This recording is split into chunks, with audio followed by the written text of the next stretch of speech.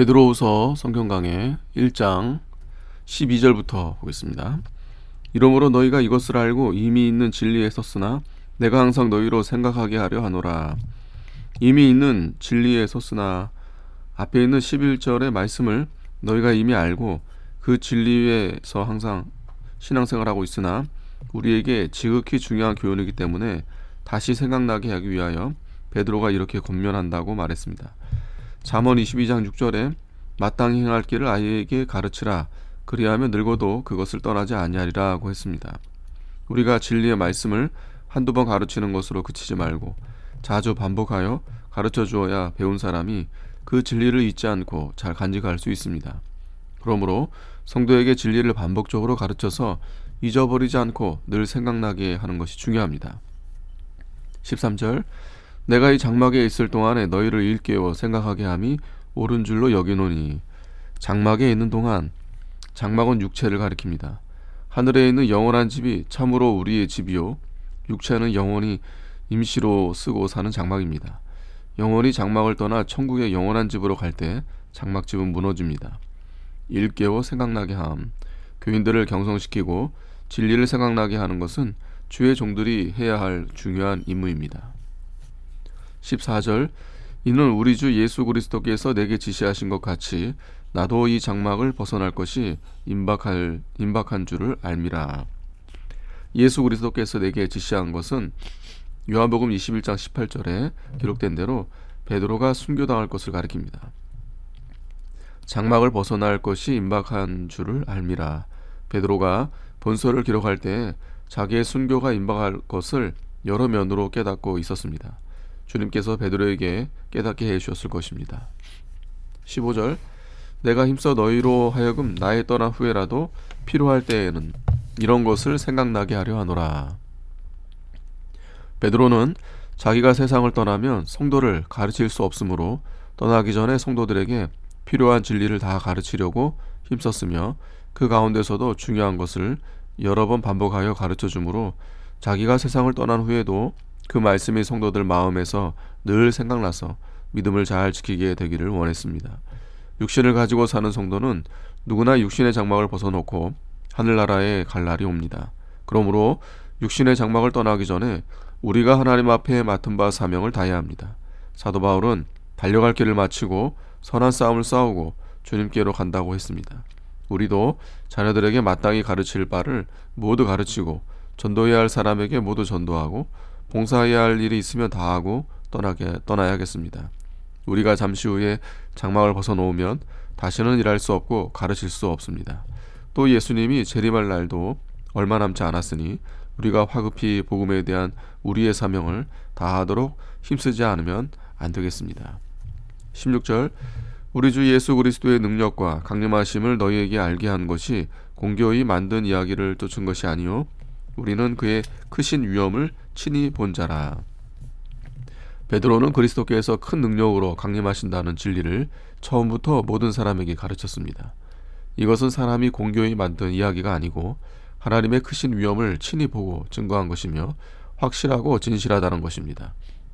공교히 만든 말이란 사람이 지어낸 말로서 신화나 우화 같은 이야기를 말합니다.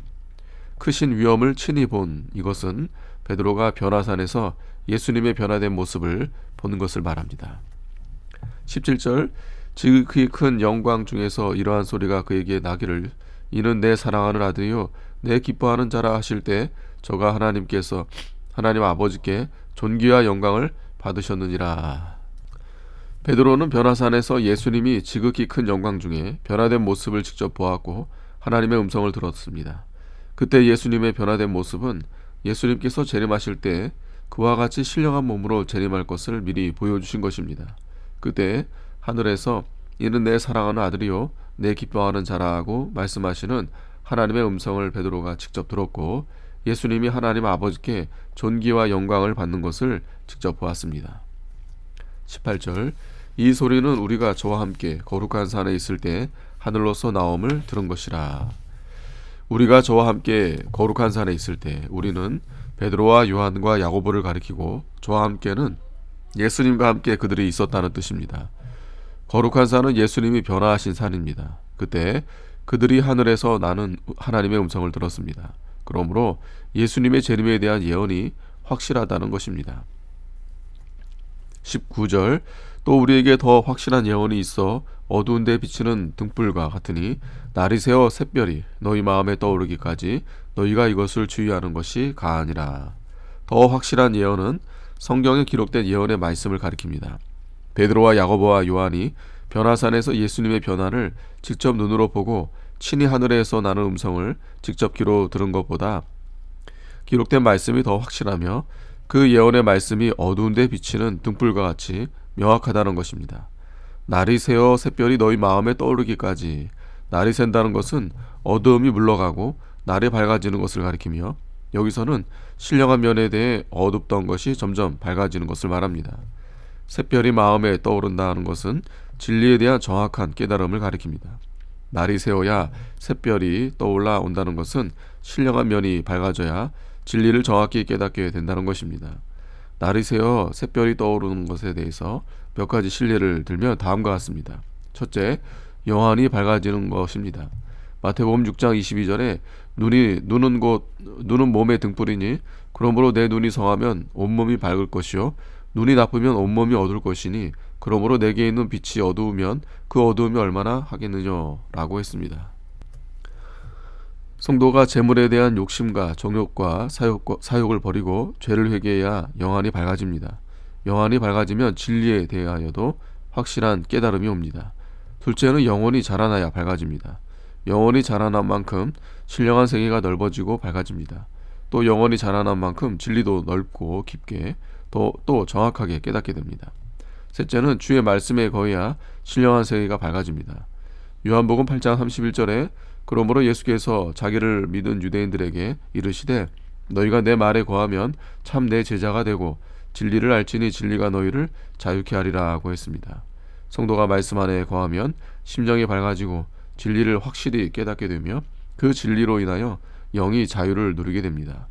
넷째는 예언의 말씀이 이루어질 때 그 예언을 밝히 알게 됩니다. 예언이 응해지는 것은 날이 새는 것이요 그것을 보고 정확히 깨닫는 것은 샛별이 떠오르는 것입니다. 성도가 예언이 응해지기 전에는 그 예언을 확실히 깨닫지 못할 때가 많습니다. 다니엘서의 예언도 그 예언이 이루어질 때 깨달을 수 있다고 했습니다. 또 요한계시록 5장 3절에 인뗄 사람이 없어서 요한이 크게 울었으나 계시록 6장 1절에서부터 그 인을 떼었습니다. 인을 떼는 것은 곧 그 예언의 성취를 의미합니다. 그 예언이 성취될 때에는 성도가 그 예언을 정확히 깨닫게 됩니다. 계시록 13장 1절의 짐승과 13장 11절의 새끼 양과 같은 짐승에 대해서도 그 예언이 성취되기 전에는 우리가 잘 몰랐습니다. 그러나 지금은 그 예언이 응해져서 기독교 안에 들어온 해방신학과 같은 것들임을 알게 되었습니다. 이와 같이 그 예언이 응해지는 것을 보면 누구나 깨달을 수 있게 됩니다. 날이 새어 확실히 깨달은 진리는 변화산에서 보고 들은 것보다 더 확실합니다. 그러므로 우리가 샛별이 떠오르기 전에 사람의 생각대로 성경을 해석하지 말고 샛별이 떠오르기까지 주의하며 기다려야 합니다. 20절 먼저 알 것은 경의 모든 예언은 사사로이 풀 것이 아니니 사람이 성경의 모든 예언을 사사로이 풀면 안 됩니다. 사사로이 푼다는 것은 인간의 이지나 학문을 이용하여 자기의 주관대로 성경을 해석하는 것입니다. 예언은 성령의 감동으로 된 것으로 성령의 조명과 인도를 받으며 날이 새어 샛별이 떠올라와야 예언을 바로 해석할 수 있습니다. 이것이 없이 사람이 인간의 생각과 지식과 자기 주관으로 성경을 억지로 풀면 멸망합니다. 신신학자는 인간의 이성과 철학과 세상주의로 성경을 해석합니다. 또 신비주의자들은 사람의 감정에 느껴지는 대로 또는 꿈과 환상에 적용시켜 억지로 성경을 해석합니다. 로마 가톨릭에서는 로마 법황과 종교회의 이외에는 성경을 해석할 수 없다고 주장합니다. 신신학자나 신비주의자나 천주교의 해석 방법은 성경적이 아니고 잘못된 것입니다. 그러므로 그 해석을 따라가면 안 됩니다. 21절 예언은 언제든지 사람의 뜻으로 낸 것이 아니요 오직 성령의 감동하심을 입은 사람들이 하나님께 받아 말한 것임이니라. 성경은 성령의 감동하심을 입은 사람들이 하나님께 받아 말한 것입니다. 성경을 인간이 기록했으나 인간의 말이 아니고 하나님께서 기자의 마음을 감동시켜 그 사람의 지식과 문체와 특성을 이용하여 하나님의 뜻을 오류 없이 기록시킨 것입니다. 그러므로 성경은 하나님의 말씀이며 우리에게 하나님과 하나님의 뜻을 알게 해주고 교훈과 책망과 바르게 함과 의로 교육하게 유익하며 하나님의 사람으로 온전케 만들어 나아갑니다. 아멘.